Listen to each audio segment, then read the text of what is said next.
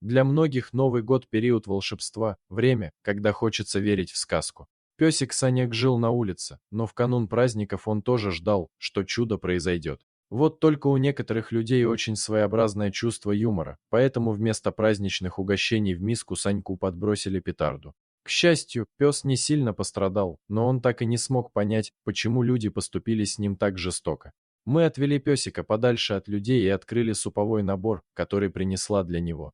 Угощение сположила в пластиковый лоток, заменявший собою миску. Санек, это имя он получит от меня немного позже, тут же начал есть. Пес был худой, всегда голодный и страдал от холода. Когда Санек справился с едой, мы пошли к дому, но тут сзади раздался смех, а затем хлопок. У моих ног упал пластиковый лоток, из которого еще минуту назад ела пес. Сам Санек бросился бежать к гаражам. Обернувшись, я увидела подростков, которые потешались над происходящим.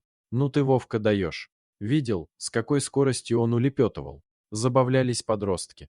Я была в ужасе, ведь петарда попала просто в миску, из которой ело животное. Своих я отправила домой, а сама пошла к гаражам, где через время мне удалось найти испуганного пса.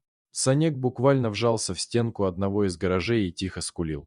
Пес трясся от страха, было слышно, как у него стучат зубы. Я осмотрела его, но было достаточно темно, поэтому никаких следов травм я не увидела. «Бедненький, как же я тебя тут оставлю теперь?»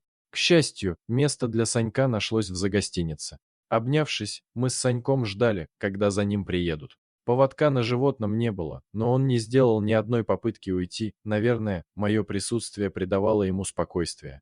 Когда за псом приехали, мы вышли на освещенную улицу, и я заметила, что он все же пострадал от петарды, но, к счастью, все было поправимо. Дорогие зрители, подписывайтесь на канал, ставьте лайки, пишите комментарии. До новых встреч!